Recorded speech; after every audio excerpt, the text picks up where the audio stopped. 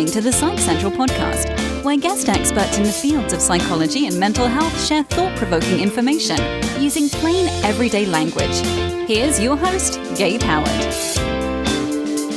Welcome to this week's episode of the Psych Central podcast. Calling into the show today, we have Edie Weinstein, who is a licensed social worker and a PsychCentral.com blogger. She's also the founder of Mobsters Armed with Love and the author of the book Bliss, Mistress. Edie, welcome to the show. Thank you, Gabe. I've been looking forward to this for a long time. Well, we really appreciate having you. And the biggest question that I want to ask you, and I've really been looking forward to this interview, how did you land on hugs? I mean, of all the things in the world, hugging just seems both so obvious and so far away. Can you talk about this for a moment? Sure. For more than a moment. Actually, we could do the whole interview on this. I grew up in a very nurturing family. Nobody left the house without hugs and I love you. Nobody came back in without hugs and I love you. Unlike a lot of people, sadly, a lot of people's homes, touch was either violent, coercive, non-existent, limited, sexual, or not by consent. In my home, it was purely by consent and abundant. So I told my parents they raised me to do this kind of work. And I came upon the free hugs movement. There's a gentleman named Juan Mann. If people want to Google it, it's Juanmann. And one day he went into his town square with a sign that said free hugs. He had moved there, I believe from England, and was lonely. And something like 20 minutes went by and nobody came up to him. People walked by, looked at him like, what the heck is this weird guy doing? And then this older woman came up to him and they embraced. And then people started gathering around and a movement was born. In 2014, Valentine's Day weekend, I brought a group of friends to 30th Street Station, which is the big train station in Philadelphia. We let ourselves loose. There were about a dozen of us. We walked around the train station with our free hug signs offering people love. And we did a free hugs flash mob. And it's only by consent. We didn't kamikaze hug anybody. We didn't go grab people. We asked, would you like a hug? And if they said yes, we'd hug them. And if they'd say no, we'd say, okay, thank you. Hug somebody. Well, one of the people that approached us was a gentleman who was an Iraq war vet. He was the only survivor of his platoon, and he had survivor's guilt. And he said, I thought about ending my life until I met you people. Can I join you? So, of course, we gave him a sign, and he was off to the races himself. And I thought, wow, we've really got something here. Hugs save lives. And I hadn't realized how much so until a few months later, on my way home from the gym, I had a heart attack at age 55. And as part of my cardiac rehab, I walked around Doylestown, Pennsylvania, which is closer to home than Philly, doing free hugs rolls, because hugs are heart friendly, not just cardiac friendly, but emotionally heart friendly, and they connect us heart to heart. So friends started calling us hug mobsters. And I said, oh, mobsters, mafia, guns, drugs, I don't think so. And I said, what about hug mobsters armed with love? And thus a movement was, I can't say it was born, but it was extended beyond what Juan Mann did. So I do it any and everywhere I can. That is incredible, and I love everything about it. And my favorite phrase in there might be, we aren't hug kamikazes. Right. I come from a loving family as well. We're huggers. I always tell people that I am a hugger. And kamikaze hugs, again, my new favorite phrase, that's how we hug. I mean, people just charge you and hug you in my family. But of course, that's my family. I'm on a first name basis with all of these people. How does this work in the real world? At first I was like, man, if you just grab people, that seems like a really bad idea. Right. But if you just walk up to a stranger and say, can I give you a hug? I'm not going to lie. That also seems like a really bad idea. How are you bridging those gaps? Well, a couple things, particularly in the era of #MeToo. We want to be really careful about how we touch people. Because anything can be misinterpreted. And on the flip side, we want to be sure that we don't buy into the touch deprivation that's so much a part of American culture. So the kamikaze hugs, even people in my life, if I'm not sure if they want a hug, I'll say, let me give you a hug. Would you like a hug? And when I'm out on the streets, having the hug mobster sign helps. People look at it like, okay, what is that? Or if I carry a sign that says free hugs, or if I wear a t-shirt that indicates that I'm doing free hugs. When I do it out on the street somewhere, like when I was in Washington, D.C., hugging in front of the White House, and there were people from all over the world, all different cultures, some of them huggier cultures than others. And even that, I would still approach people and say, may I give you a hug, or would you like to share a hug? Some people are hungry for it. Some say, no, thank you. Now I'm good. When they say, no, I don't want it, they'll say, now I'm good. And I say, no, you're good, but hug somebody. So yeah, it does feel kind of weird. And culturally, sadly, because I'm a woman, it's less threatening, because I've had male friends do the hug strolls with me, and some of them are a little leery about reaching out to hug people. So this is changing the culture, changing touch culture, changing relationship culture. I remember early on in my career, for those who don't know, I'm 6'3", I'm 275 pounds, I'm broad shoulders, I'm just a giant of a man. And as I mentioned, my family are all huggers. And when I first got started, people would just come up and hug me. And I loved that. That was amazing to me. And as I got more comfortable in my role as a speaker and a presenter and a public figure, for lack of a better word, I just started randomly hugging people back. I work in mental health, so there's more women than men. But one time I went in for a hug and somebody put up their hand and said, no, I'm not a hugger. And you should be careful, Gabe, because people have a history of trauma. People don't like that. I mean, you know, you're a man coming in. Yeah. And I thought about that for a moment. And now I have the phrase, are you a hugger? Yep. And that's what I say. You know, people come up and they talk to me and they're like, you know, Gabe, blah, blah, blah. And I'm like, oh, are you a hugger? And I open up my arms. And if they say, no, I'm not, I say, well, I'm giving you a mental hug, or I'm hugging you in our mind, and I reach out my hand, or I shake their hands, or I just do whatever they want. But you're right. This idea that hugging is natural has sort of... It's just weird for me. I'm not going to lie, because I think that a hug is just something that you do for everybody, whereas in other cultures, kissing hello is perfectly normal. And I think that's very weird. So are the majority of people receptive, or are the majority of people not receptive? Like, what's your ratio there? How many people accept the hugs? Okay. Well, most are receptive. Nice. When I first started doing this, more people said no, because I was uncertain. Anytime you approach someone with a new idea, the more confident you are, the more people are going to be receptive, because they sense that energy. Now, if a few people say no, I say thank you. You know, thanks for taking care of yourself. Not everybody is into this. And I will do that. Like if I'm meeting somebody and they'll hold out their hand, I'll say exactly what you said. Are you a hugger? And if they say, oh, yes, then I'll hug them. And if they say no, and I said, okay, I'll shake your hand. And when people say no to a physical embrace, I'll say, are you cool with handshake, high five, fist bump, virtual hug, where I'll wrap my arms around myself and imagine hugging them? And usually they'll say yes. There are times when I've hugged hundreds of people in a day. I go to different events. Like this summer, there were 4 Pride Fests, and I probably hugged a few hundred people throughout, full day. And I don't keep track. Somebody said, oh, you should have a clicker. I don't want to do that, because it takes away from the quality of what I'm doing. Quantity to me doesn't much matter. It's the impact. It's the ripple effect. I'm not totally altruistic. I do it for myself too, because it helps me feel connected to the world. When I hug people, I don't know what their politics are. I don't know who they voted for. I don't know what their religion is unless they tell me. I don't know what their gender orientation or sexual orientation is, and it doesn't matter. I just want the world to be a kinder, more loving place. And if hugs can help with that, I'm all on board with it. The next question that I want to ask is surrounding like the worst case scenario. You said that the majority of people are accepting the hugs. You've talked about the people who don't want hugs are just like, oh, no, thank you. And you say, hey, you should hug somebody today. And they say, okay. And they wander off. Have you gotten any truly bad reactions? Has anybody just flipped out? Never. Nope. The most somebody says, no, I'm not really into hugs, or no, thank you. No, I've never had that. But again, I think it's because I'm a 5'4" woman.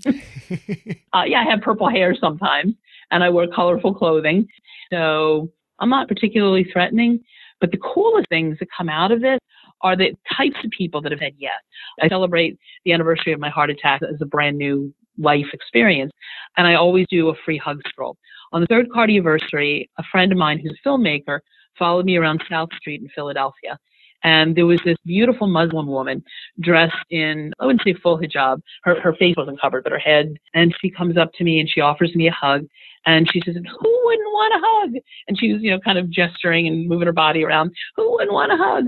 And I said, well, some people don't. They say that, they don't want them. And she lifted up her finger and pointed at me. And she says, even those who say they don't want them, they need them. And I thought, if the people who espouse hatred could be this beautiful woman who is probably in her 40s, I'm guessing, talking about the power of hugs to connect people and the needs that they meet, they couldn't possibly hate.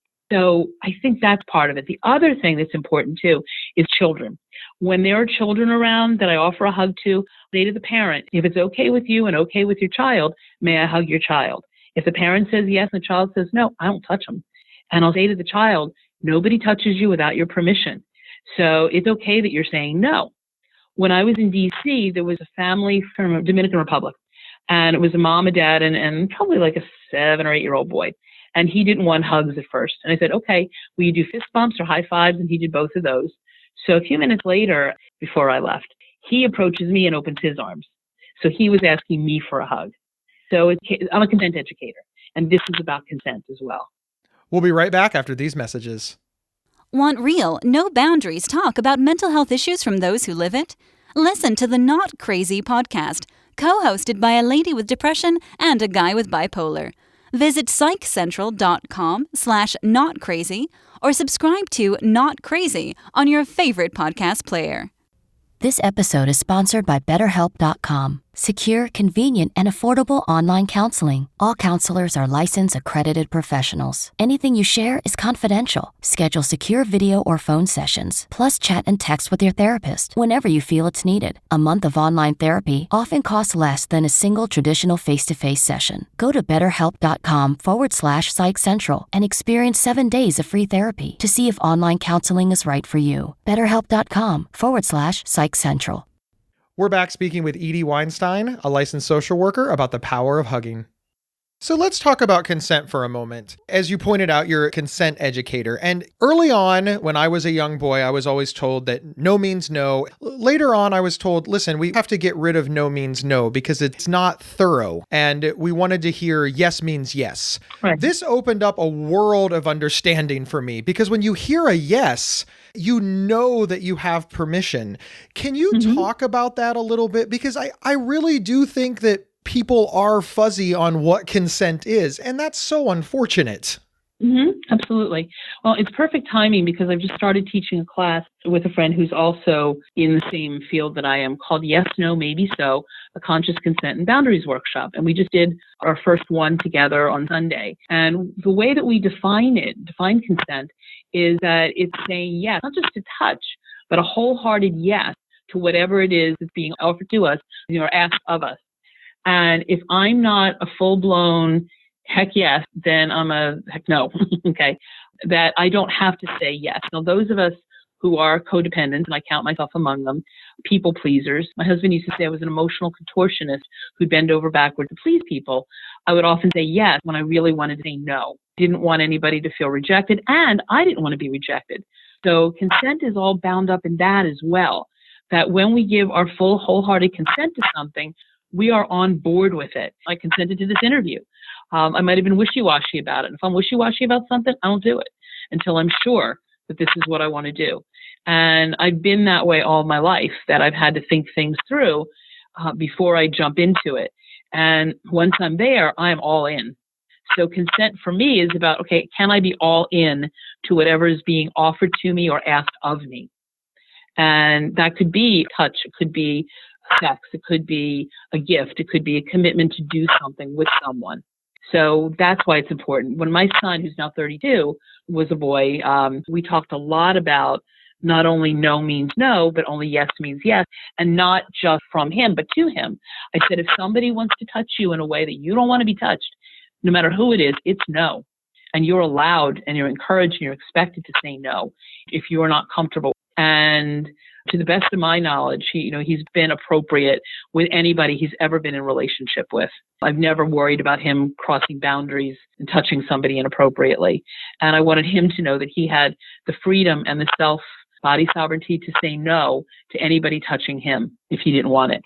And I think that some of this goes back to what you were saying about getting consent from children. I do not have children, but the majority of my friends and family do. And I can't tell you how many times I've heard, oh, don't be that way, give your uncle a hug, or stop that, you say hello and give them a hug. I understand the say hello. I understand the make eye contact. I understand being socially appropriate, but it does shift a little when you demand that somebody occupy your physical space. Yep. My question specifically in this isn't so much about consent, but it's about how do you teach somebody, especially a child, the benefits and the value of hugging without forcing them to hug a bunch of people. It's difficult, right? It's difficult for a parent because, like you said, touch is so valuable and so important, but you don't want to force somebody to do it. Right. In the 1960s and 70s, I'm 61. The common thing was, oh, go hug Aunt so-and-so. You don't want her to feel bad. Right. One of the things that I encourage children to do, if I was the parent dealing with this, and what I would tell the child, if the person wanted a hug, they don't owe anybody a hug. If I was going to a family gathering with a child, even as old as an adolescent, I would say, there's going to be people here that you don't know. How do you want to greet them? What would be a good way for you to feel comfortable to greet them? And if there are people that you do know, how would you like to greet this person? Well, I would like to shake their hand, or I would like to do a high five or a fist bump. So it's preparing them in advance. So listen to somebody's words and watch their body language, their nonverbal cues. If you're an adult witnessing, and it doesn't have to be anything horrible, it's not like somebody is molesting the child, but if you see a child feeling uncomfortable with physical behavior from an adult, you can step in and say, okay, enough, she's saying enough, stop, and take that firm stand. Because that way that child will feel like they have an ally, that they have a voice, and that you're encouraging their voice. And I think it's important for anybody listening to understand that obviously the best hugs, just like anything else in life, are ones freely given. Yep. We have to consider whether it's a child, whether it's your mom, whether it's whomever, a coworker, a stranger on the street. If they're hugging you out of obligation, it's diminishing the return significantly. I don't want to hug somebody that doesn't want to hug me because somebody who is bigger than them and had power over them told them to. Right. It kind of ruins it a bit. Absolutely. And if you're on the receiving end, wouldn't you want somebody to hug you willingly? Yes. That, it feels so much better. And there are times, like, for example, if you're in a relationship and your partner's not feeling so hot, and you say, would you like a hug? And they say, no, really, I just want to sit by myself. Forcing a hug on them isn't listening to what they're saying. And there are some people that when they don't feel well, whether it's a physical condition or an emotional condition, that they just want their space. It's not a rejection of you or the love that you want to offer them. That's hard too. If somebody's saying, well, I have all this love to give and I know that by hugging them, I'm going to make them feel better. It's not about them. You're making it about you. Exactly. Yeah. I mean, my primary love language is touch, but there are people in my life that's not their primary love language. I have wonderful, nurturing friends who would never do a free hugs event with me. They'd never go out and do that. I also teach a workshop called Cuddle Party, which is about nurturing non-sexual platonic touch for adults. And there are people that in my life that would never go to one, my son included. He says, Mom, the day I go to a cuddle party is the day you get in a wrestling ring or go to a shooting range. So it's happening. But he's very huggy. He's very affectionate with me, with his wife, with his friends. But his style is very different. I'm his weird hippie mom who does all this bizarre stuff. It's slightly embarrassing for my 32-year-old.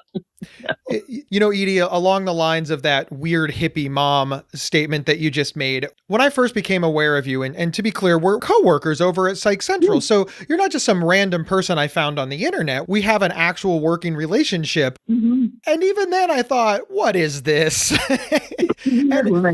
Bizarre woman. I'm kind of on guard for this. As the host of the podcast, I talk to a lot of people. I get a lot of guest pitches. As an associate editor over at Psych Central, I read a lot of the submissions. And there's a lot of what I like to call misinformation out in the world, especially surrounding mental illness and psychiatry and the treatment for mental health conditions, mental illness, etc. And just to disclose, when I first saw this, I thought, well, this doesn't make any sense. I mean, just randomly hugging people, that's not going to do anything. But I've also learned to keep an open mind. And I read your articles. I read the information that you provided. And of course, again, we're coworkers. I know you. It makes it a little easier. And I realized that, because you're not saying that hugging cures mental illness. You're not saying that hugging prevents depression. All you're saying is that hugging has intrinsic value and that kindness has intrinsic value. Mm-hmm. And that value reverberates out into your life and into the lives of others in very positive and meaningful ways. Right. And I wish more people would understand that when, they roll their eyes at this, because some people do. And I think if they really thought about it, they would realize that, oh my God, we're sitting on the simple solution to feeling disconnected. And here we are. Yeah, I totally agree. And as I said, hugs save lives. I don't know what happened with the gentleman that hugged us initially 5 years ago. I don't even know if I'd recognize him if I saw him again. But I also know that for the people who experience this, the feedback that I get from them, they don't feel so alone. There's another form of hugging that I do. It's called free mom hugs. Have you ever heard of that? I have not. Okay, free mom hugs got started probably around the same time as Hug Mobsters did. There's a woman named Sarah Cunningham, and she was still is a devout Christian, whose son came out to her as a gay man. And she went into a tailspin. She thought, oh my goodness, how can I love God and love my son and not have to choose between them? So she had a dark night of the soul, like a lot of people do if their kids come out to them. And she realized she didn't have to make a choice. So Parker invited her to go to a Pride Fest in Oklahoma City. And she made up a sign that said free mom hugs, with the idea that those who come out to their parents, they don't often get hugs. So she said by the end of the day, she was covered with tears and glitter, because a lot of the people that she hugged sobbed because they didn't have the kind of parents that she was for her son. And she thought, just like I did, wow, I've got something here. So she took it on the road. So I'm part of Free Mom Hugs. You can actually look that website up too, Free Mom Hugs. There are chapters probably in all 50 states. And when I went to the Pride Fest, I hugged a lot of young people whose parents rejected them when they came out. And they said, our parents would never do this. So there's also free dad hugs. So that heals. I can't tell you how many lives that kind of hugging changes when they feel accepted by a maternal or paternal figure, even if it's not their own. And yes, I'm sure there are articles out there that talk about the mental health healing power of safe, nurturing, platonic touch by consent. And that's how I would categorize what I do. Well, that is incredible. Edie, we're at about the end of our time. Can you tell folks how to find you and how to find your book, Bliss, Mistress? You can find it on Amazon, The Bliss Mistress Guide to Transforming the Ordinary into the Extraordinary. They can find me via my website, www.opti-mystical.com. So that's my website. I'm also on Facebook. My son calls me a Facebook addict. But it's Edie Weinstein. It's EDIEWEINSTEIN. And I encourage you to be in touch with me and to hug somebody today, starting with yourself. So I invite whoever's listening to wrap their arms around themselves and then take it out to the streets. Well, thank you so much for being here. And I could not agree more. Hug as many people as possible. And I really like the idea of hugging yourself. Thank you again for being here. My pleasure, Gabe. And remember, everyone, you can get 1 week of free, convenient, affordable, private online counseling anytime, anywhere, simply by visiting betterhelp.com/psychcentral. Also, wherever you downloaded this podcast, give us as many stars, hearts, or bullet points as you feel appropriate, and use your words. Tell people why you liked the show. And finally, share us on social media, email us to everybody you know, and we will see everyone next week. You've been listening to the Psych Central podcast. Want your audience to be wowed at your next event? Feature an appearance and live recording of the Psych Central podcast right from your stage.